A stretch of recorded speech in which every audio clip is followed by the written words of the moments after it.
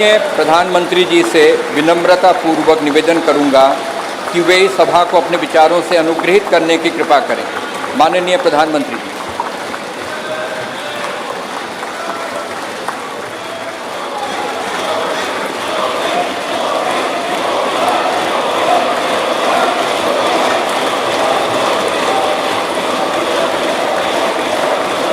लोकसभा के स्पीकर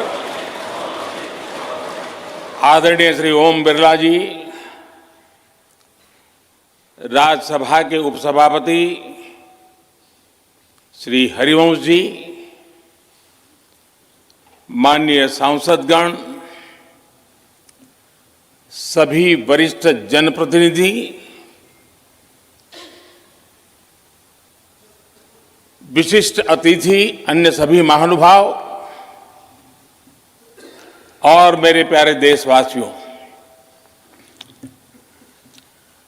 हर देश की विकास यात्रा में कुछ पल ऐसे आते हैं जो हमेशा के लिए अमर हो जाते हैं।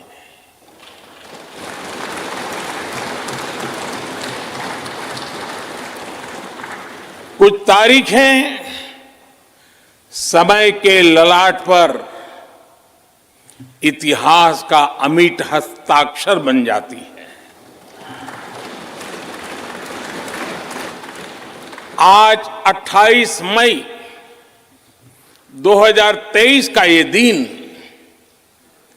ऐसा ही शुभ अवसर है।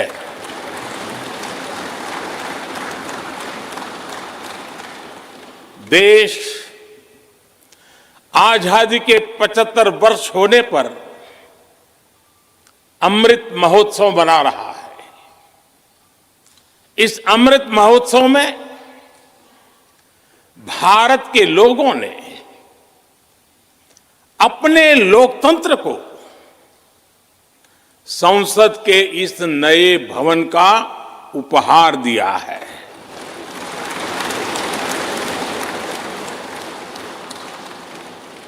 आज सुबह ही संसद भवन परिसर में सर्वपंथ प्रार्थना हुई है। मैं सभी देशवासियों को भारतीय लोकतंत्र के इस स्वर्णिम क्षण की बहुत बहुत बधाई देता हूं।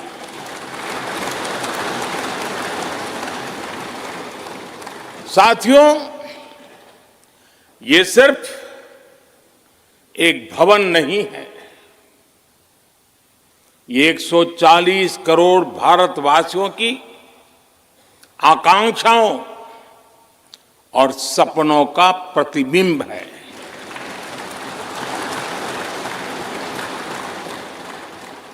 ये विश्व को भारत के दृढ़ संकल्प का संदेश देता हमारे लोकतंत्र का मंदिर है।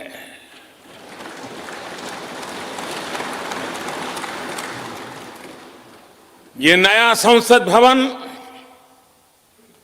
योजना को यथार्थ से, नीति को निर्माण से, इच्छा शक्ति को क्रिया शक्ति से, संकल्प को सिद्धि से जोड़ने वाली अहम कड़ी साबित होगा। ये नया भवन हमारे स्वतंत्रता सेनानियों के सपनों को साकार करने का माध्यम बनेगा। ये नया भवन आत्मनिर्भर भारत के सूर्योदय का साक्षी बनेगा।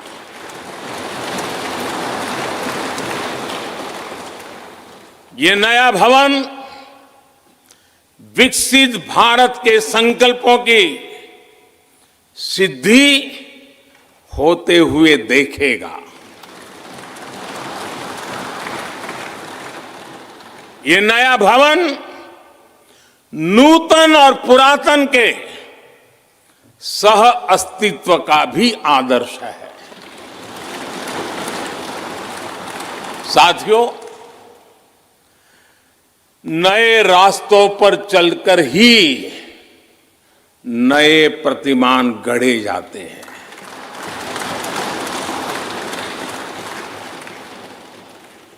आज नया भारत नए लक्ष्य तय कर रहा है, नए रास्ते गढ़ रहा है, नया जोश है, नया उमंग है, नया सफर है, नई सोच है, दिशा नई है, दृष्टि नई है, संकल्प नया है, विश्वास नया है।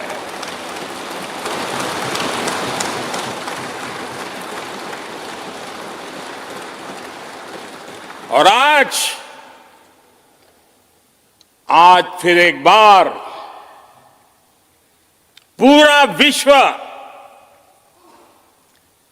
भारत को, भारत के संकल्प की दृढ़ता को, भारतवासियों की प्रखरता को, भारतीय जनशक्ति की जिजीविषा को आदर और उम्मीद के भाव से देख रहा है।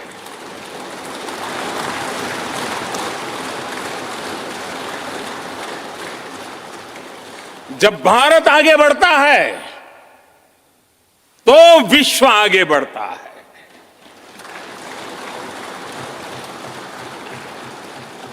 संसद का ये नया भवन भारत के विकास से विश्व के विकास का भी आह्वान करेगा।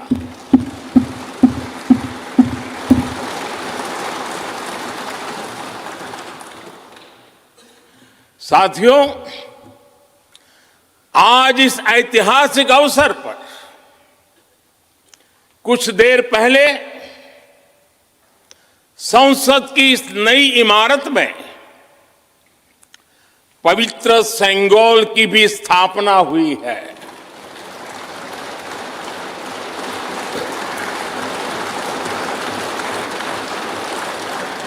महान चोल साम्राज्य में सेंगोल को कर्तव्य पथ का, सेवा पथ का, राष्ट्र पथ का प्रतीक माना जाता था। राजा जी और आदीनम के संतों के मार्गदर्शन में यही सेंगोल सत्ता के हस्तांतरण का प्रतीक बना था। तमिलनाडु से विशेष तौर पर आए हुए आदीनम के संत आज सुबह संसद भवन में हमें आशीर्वाद देने उपस्थित हुए थे। मैं उन्हें पुनः श्रद्धापूर्वक नमन करता हूं। उनके ही मार्गदर्शन में लोकसभा में ये पवित्र सेंगोल स्थापित हुआ है। पिछले दिनों मीडिया में इसके इतिहास से जुड़ी बहुत सारी जानकारी उजागर हुई है। मैं इसके विस्तार में नहीं जाना चाहता हूं, लेकिन मैं मानता हूं ये हमारा सौभाग्य है कि इस पवित्र सेंगोल को हम उसकी गरिमा लौटा सके हैं, उसकी मान मर्यादा लौटा सके हैं। जब भी इस संसद भवन में कार्रवाई शुरू होगी, ये सेंगोल हम सभी को प्रेरणा देता रहेगा। साथियों, भारत एक लोकतांत्रिक राष्ट्र ही नहीं बल्कि लोकतंत्र की जननी भी है, मदर ऑफ डेमोक्रेसी भी है। भारत आज वैश्विक लोकतंत्र का भी बहुत बड़ा आधार है। लोकतंत्र हमारे लिए सिर्फ एक व्यवस्था नहीं,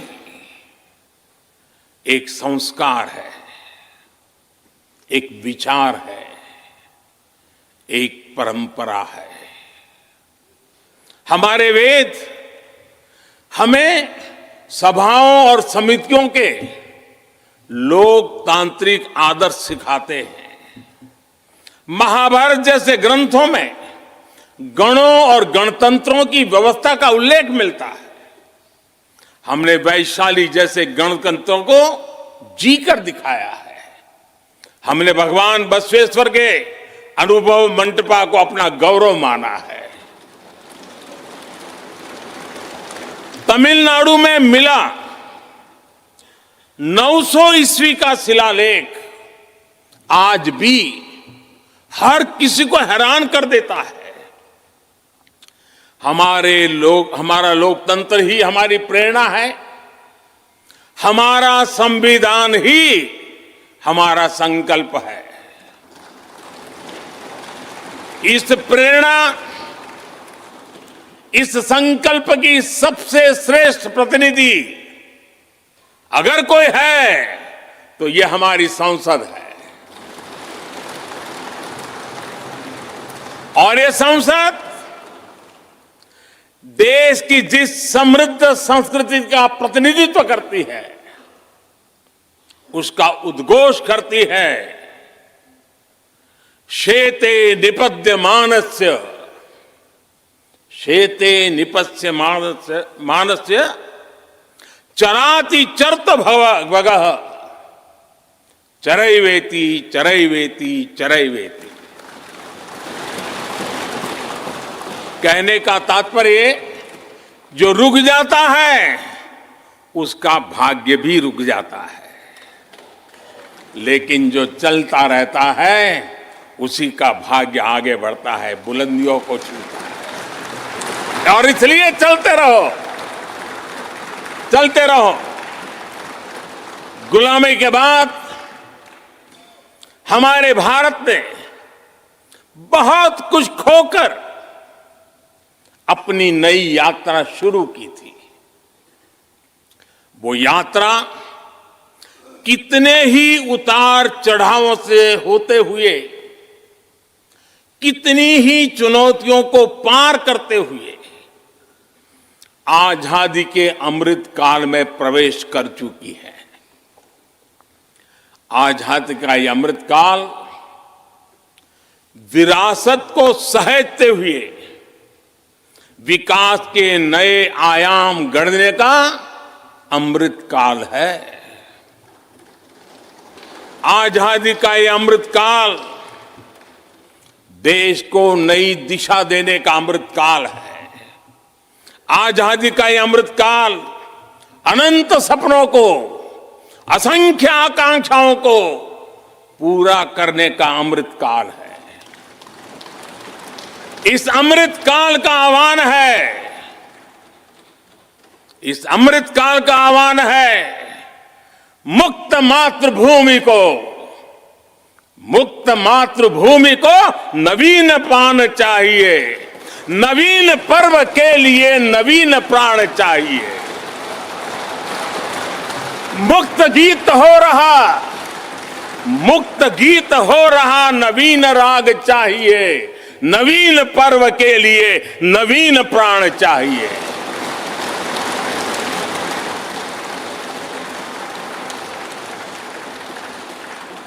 और इसलिए भारत के भविष्य को उज्जवल बनाने वाली इस कार्यस्थली को भी उतना ही नवीन होना चाहिए, आधुनिक होना चाहिए। साथियों, एक समय था जब भारत दुनिया के सबसे समृद्ध और वैभवशाली राष्ट्रों में गिना जाता था। भारत के नगरों से लेकर महलों तक भारत के मंदिरों से लेकर मूर्तियों तक भारत का वास्तु, भारत की विशेषज्ञता का उद्घोष करता था। सिंधु सभ्यता के नगर नियोजन से लेकर मौर्यकालीन स्तंभों और स्तूपों तक, चोल शासकों के बनाए भव्य मंदिरों से लेकर जलाशयों और बड़े बांधों तक भारत का कौशल विश्व भर से आने वाले यात्रियों को हैरान कर देता था। लेकिन सैकड़ों साल की गुलामी ने हमसे हमारा ये गौरव छीन लिया। एक ऐसा भी समय आ गया जब हम दूसरे देशों में हुए निर्माण को देखकर मुग्ध होने लग गए। 21वीं सदी का नया भारत बुलंद हौसले से भरा हुआ भारत अब गुलामी की उस सोच को पीछे छोड़ रहा है। आज भारत प्राचीन कला की उस गौरवशाली धारा को एक बार फिर अपनी तरफ मोड़ रहा है और संसद की ये नई इमारत इस प्रयास का जीवंत प्रतीक बनी है। आज नए संसद भवन को देखकर हर भारतीय गौरव से भरा हुआ है। इस भवन में विरासत भी है, वास्तु भी है, इसमें कला भी है, कौशल भी है, इसमें संस्कृति भी है और संविधान के स्वर भी है। आप देख रहे हैं कि लोकसभा का आंतरिक हिस्सा, यहां भी देखिए, यहां भी देखिए,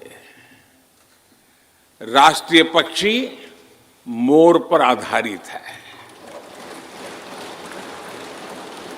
राज्यसभा का आंतरिक हिस्सा राष्ट्रीय फूल कमल पर आधारित है और संसद के प्रांगण में हमारा राष्ट्रीय वृक्ष बरगद भी है। हमारे देश के अलग अलग हिस्सों की जो विविधता है, इस नए भवन ने उन सबको समाहित किया है। इसमें राजस्थान से लाए गए ग्रेनाइट और बलुआ पत्थर लगाए गए हैं। ये जो लकड़ी का काम आप देख रहे हैं ना, वो महाराष्ट्र से आई है। यूपी में भदोही के कारीगरों ने इसके लिए अपने हाथ से कालीनों को बुना है। एक तरह से इस भवन के कण कण में हमें एक भारत श्रेष्ठ भारत की भावना के दर्शन हो। साथियों, संसद के पुराने भवन में सभी के लिए अपने कार्यों को पूरा करना कितना मुश्किल हो रहा था, ये हम सभी जानते हैं। टेक्नोलॉजी से जुड़ी समस्याएं थी, बैठने की जगह से जुड़ी चुनौती थी। इसलिए ही बीते 1.5-2 दशकों से ये चर्चा लगातार हो रही थी कि देश को एक नए संसद भवन की आवश्यकता है। और हमें ये भी देखना होगा कि आने वाले समय में सीटों की संख्या बढ़ेगी, सांसदों की संख्या बढ़ेगी, वो लोग कहाँ बैठते? और इसलिए ये समय की मांग थी कि संसद की नई इमारत का निर्माण किया जाए। और मुझे खुशी है कि भव्य इमारत आधुनिक सुविधाओं से पूरी तरह लैस है।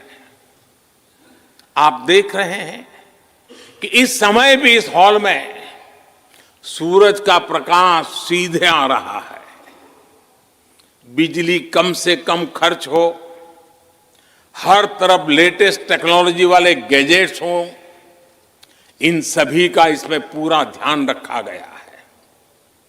साथियों, आज सुबह ही मैं इस संसद भवन को बनाने वाले श्रमिकों के एक समूह से मिला हूं।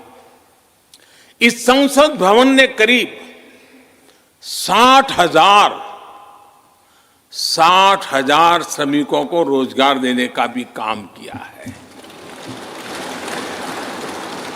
उन्होंने इस नई इमारत के लिए अपना पसीना बहाया है। मुझे खुशी है कि इनके श्रम को समर्पित एक डिजिटल गैलरी भी संसद में बनाई गई है और विश्व में शायद ये पहली बार हुआ होगा। संसद के निर्माण में अब उनका योगदान भी अमर हो गया है। साथियों, कोई भी एक्सपर्ट अगर पिछले 9 वर्षों का आकलन करे तो पाएगा कि ये 9 साल भारत में नव निर्माण के रहे हैं, गरीब कल्याण के रहे हैं। आज हमें संसद की नई इमारत के निर्माण का गर्व है, तो मुझे पिछले 9 साल में गरीबों के 4 करोड़ घर बनने का भी संतोष है। आज जब हम इस भव्य इमारत को देखकर अपना सर ऊंचा कर रहे हैं, तो मुझे पिछले 9 साल में बने 11 करोड़ शौचालयों का भी संतोष है, जिन्होंने महिलाओं की गरिमा की रक्षा की, उनका सर ऊंचा कर दिया।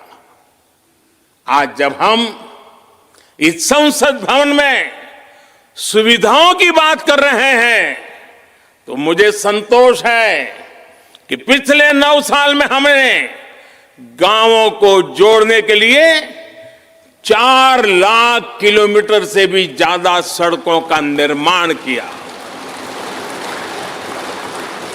आज जब हम इस इको फ्रेंडली इमारत को देखकर खुश है, तो मुझे संतोष है कि हमने पानी की एक एक बूंद बचाने के लिए 50,000 से ज्यादा अमृत सरोवरों का निर्माण किया है। आज जब हम इस नए संसद भवन की लोकसभा और राज्यसभा को देखकर उत्सव मना रहे हैं, तो मुझे संतोष है कि हमने देश में 30,000 से ज्यादा नए पंचायत भवन भी बनाए हैं। यानी पंचायत भवन से लेकर संसद भवन तक हमारी निष्ठा एक ही है, हमारी प्रेरणा एक रही। देश का विकास, देश के लोगों का विकास। साथियों, आपको ध्यान होगा 15 अगस्त को लाल किले से मैंने कहा था, यही समय है, सही समय है।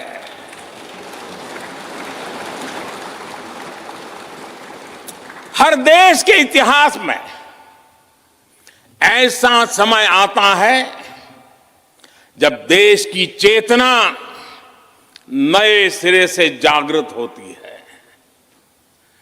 भारत में आजादी के 25 साल पहले, 47 के पहले 25 साल याद कीजिए, आजादी के 25 साल पहले ऐसा ही समय आया था।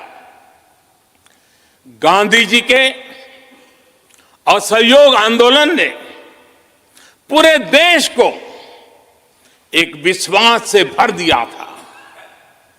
गांधी जी ने स्वराज के संकल्प से हर भारतवासी को जोड़ दिया था। ये वो दौर था जब हर भारतीय आजादी के लिए जी जान से जुट गया था। इसका नतीजा हमने 1947 में भारत की आजादी के तौर पर देखा। आजादी का ये अमृत काल भी भारत के इतिहास का ऐसा ही पड़ाव है। आज से 25 साल बाद भारत अपनी आजादी के 100 वर्ष पूरे करेगा। हमारे पास भी 25 वर्ष का अमृत कालखंड है। इन 25 वर्षों में हमें मिलकर भारत को विकसित राष्ट्र बनाना है।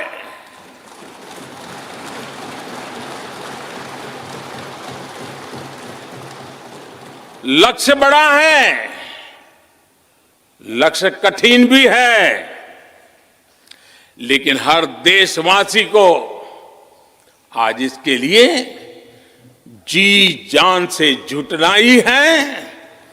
नए प्रण लेने हैं, नए संकल्प लेने हैं, नई गति पकड़नी है। और इतिहास गवाह है कि हम भारतीयों का विश्वास सिर्फ भारत तक ही सीमित नहीं रहता। हमारी आजादी की लड़ाई ने दुनिया के बहुत सारे देशों में उस समय एक नई चेतना जागृत कर दी थी। हमारी आजादी की लड़ाई से भारत तो आजाद हुआ ही, साथ ही कई देश आजादी की राह पर चल पड़े। भारत के विश्वास ने दूसरे देशों के विश्वास को सहारा दिया था।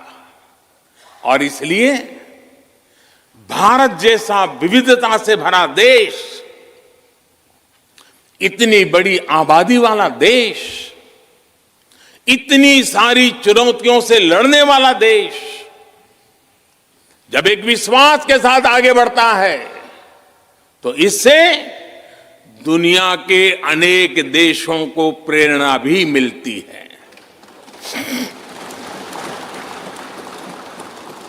भारत की हर सफलता आने वाले दिनों में दुनिया के अलग अलग भूभाग में अलग अलग देशों की सफलता के रूप में प्रेरणा का कारण बनने वाली है।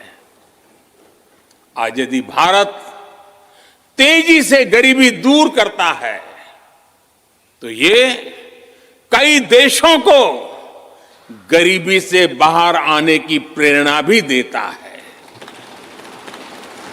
भारत का विकसित होने का संकल्प कई और देशों का संबल बनेगा। इसलिए भारत की जिम्मेदारी और बड़ी हो जाती है। और साथियों, सफलता की पहली शर्त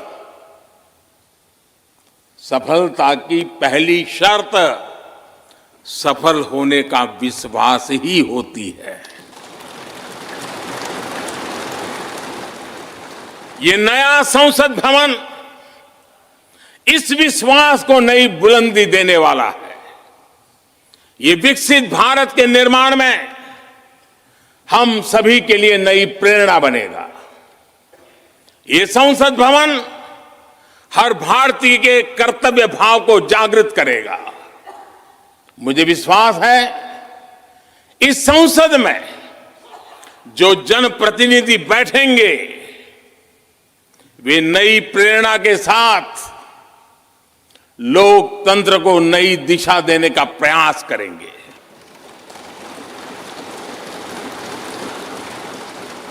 हमें नेशन फर्स्ट की भावना से आगे बढ़ना होगा। इदम राष्ट्राय इदम न मम। हमें कर्तव्य पथ को सर्वोपरि रखना होगा। कर्तव्यमेव कर्तव्यम और कर्तव्यम न कर्तव्यम।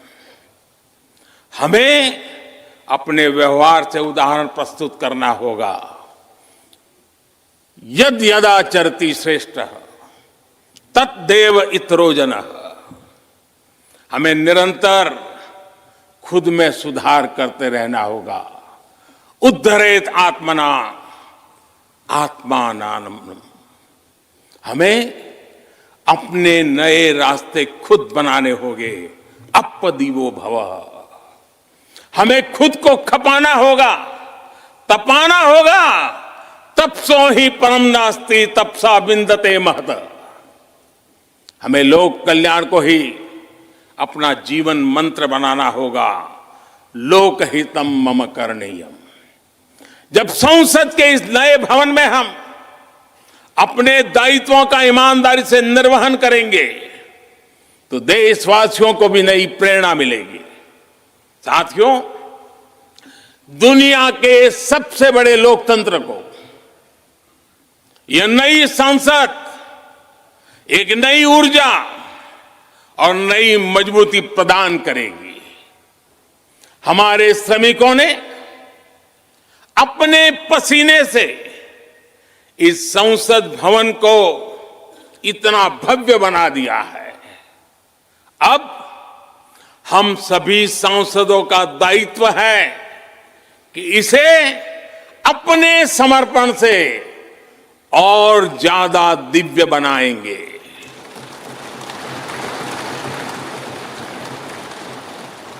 एक राष्ट्र के रूप में हम सभी 140 करोड़ भारतीयों का संकल्प ही इस नई संसद की प्राण प्रतिष्ठा है।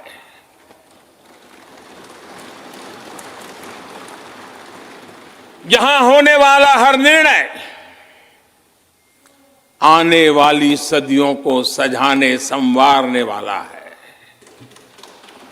यहां होने वाला हर निर्णय आने वाली पीढ़ियों को सशक्त करने वाला होगा। यहां होने वाला हर निर्णय भारत के उज्जवल भविष्य का आधार बनेगा।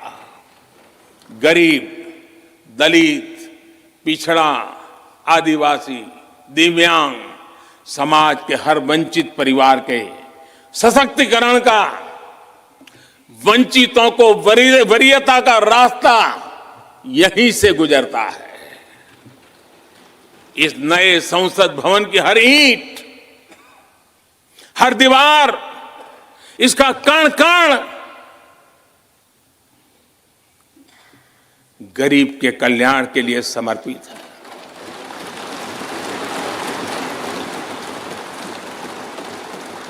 अगले 25 वर्षों में संसद के इस नए भवन में बनने वाले नए कानून भारत को विकसित भारत बनाएंगे। इस संसद में बनने वाले कानून भारत को गरीबी से बाहर निकालने में मदद करेंगे। इस संसद में बनने वाले कानून देश के युवाओं के लिए, महिलाओं के लिए नए अवसरों का निर्माण करेंगे। मुझे विश्वास है संसद का यह नया भवन नए भारत के सृजन का आधार बनेगा। एक समृद्ध, सशक्त और विकसित भारत नीति, न्याय, सत्य, मर्यादा और कर्तव्य पथ पर और सशक्त होकर चलने वाला भारत। मैं समस्त भारतवासियों को नए संसद भवन की फिर से बहुत बहुत बधाई देता हूं। धन्यवाद।